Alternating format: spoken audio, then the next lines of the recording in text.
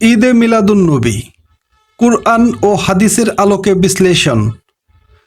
ঈদে মিলাদুন্নবী বলতে রাসূলুল্লাহ সাল্লাল্লাহু আলাইহি সাল্লাম এর জন্মদিন উদযাপনকে বোঝানো হয়। মুসলিম উম্মাহর মধ্যে এ নিয়ে ভিন্নমত রয়েছে। কেউ এটিকে ঈমান, ভালোবাসা ও কৃতজ্ঞতা প্রকাশ হিসেবে পালন করে, আবার অনেকে একে বিদআত বলে মনে করে।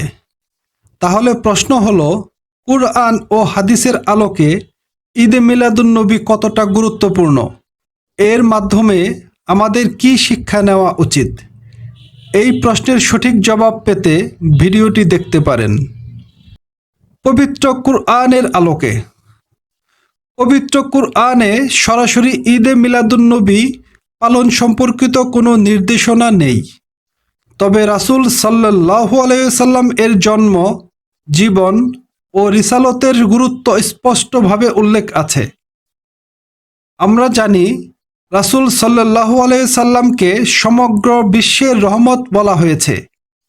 পবিত্র কুরআনে আছে, আমি আপনাকে প্রেরণ করেছি সমগ্র বিশ্বের জন্য রহমত হিসেবে। এটি উল্লেখ আছে সূরা আম্বিয়া আয়াত 107। আবার নবীর আগমনে আল্লাহর অনুগ্রহ। পবিত্র কুরআনে আছে, তোমাদের নিকট আল্লাহর পক্ষ থেকে এসেছে এক নূর ও এক স্পষ্ট কিতাব। এটি উল্লেখ আছে সূরা মায়েদা আয়াত 15। রাসূল সাল্লাল্লাহু আলাইহি সাল্লাম এর আগমনকে বড় নেয়ামত বলা হয়েছে। পবিত্র কুরআনে আছে, হে নবী, নিশ্চয়ই আমি আপনাকে প্রেরণ করেছি সাক্ষী, সুসংবাদদাতা, সতর্ককারী, আল্লাহর দিকে আহ্বানকারী এবং দীপ্তিমান প্রদীপ হিসেবে। এটি উল্লেখ আছে সূরা আহজাব আয়াত 45 থেকে 46।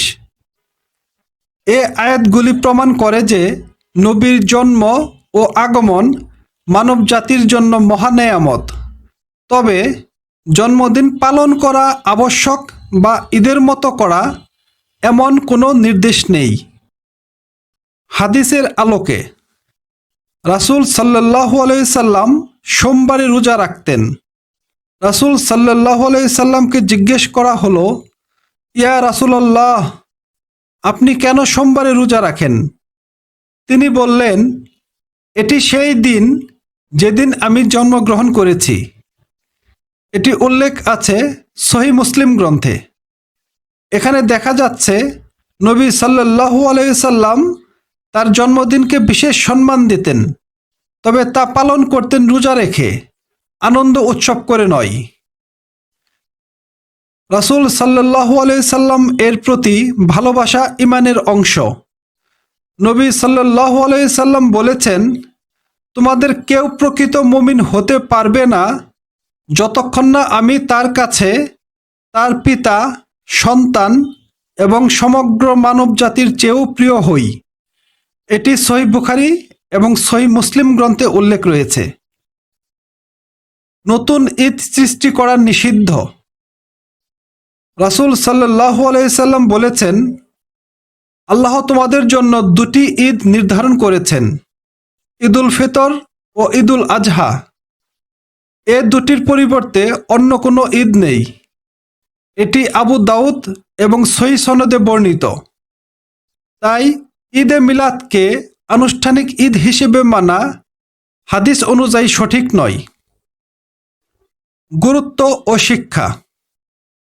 রাসূল সাল্লাল্লাহু আলাইহি সাল্লাম এর জন্ম একটি মহান নেয়ামত। তার আগমনে মানবজাতি তাওহীদের আলো পেল।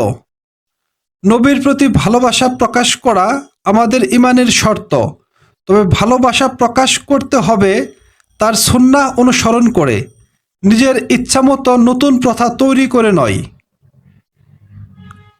ঈদে মিলাদুন্নবী সঠিক পালনের নির্দেশনা। কুরআন তিলাওয়াত ও সিরাত পাঠ। এ দিনে রাসূল সাল্লাল্লাহু আলাইহি সাল্লাম এর জীবনী, দাওয়াত, সংগ্রাম ও আখলাক নিয়ে আলোচনা করা, শিশু ও তরুণদের কাছে নবীর আদর্শ পৌঁছে দেওয়া।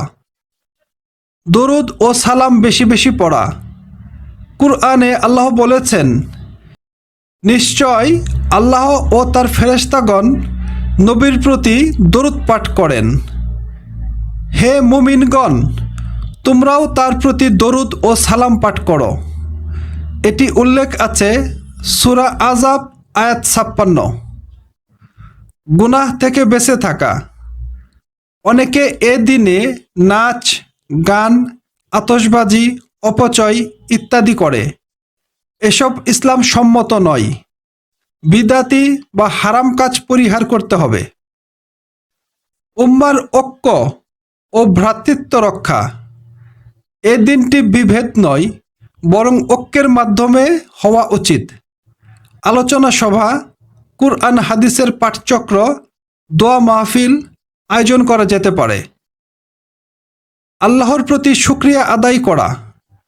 নবী সাল্লাল্লাহু আলাইহি সাল্লাম এর জন্মকে আল্লাহর নেয়ামত হিসেবে মানা। পবিত্র কুরআনে এসেছে, তোমার প্রভুর নেয়ামতের কথা প্রকাশ করো। এটি উল্লেখ আছে সূরা দোহা আয়াত ১১। ভিন্ন মত বা মতভেদ। ঈদে মিলাদুন্নবী উদযাপনের ব্যাপারে আলেমদের মতভেদ আছে। কিছু আলেম বলেন, যদি এ দিনে কুরআন তিলাওয়াত, সিরাত পাঠ, দরুদ ও আল্লাহর শুকরিয়া আদায় করা হয় তাহলে তা বৈধ। আবার অনেক আলেম বলেন, নবী সাল্লাল্লাহু আলাইহি সাল্লাম, সাহাবী বা তাবেঈদের যুগে এর কোনো দৃষ্টান্ত নেই, তাই এটি বিদআত। উপসংহার।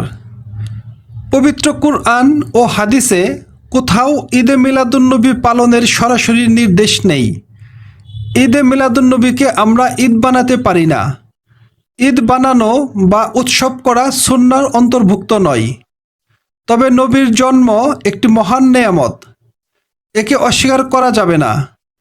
তাই জন্মদিনকে প্রকৃত অর্থে স্মরণ করার সঠিক উপায় হল দরুদ পাঠ করা, ইলম অর্জন করা, আল্লাহর প্রতি কৃতজ্ঞতা প্রকাশ করা, নবীর দাওয়াত প্রচার করা, নবীর সুন্নাহ মেনে চলা, তার জীবন থেকে শিক্ষা গ্রহণ করা।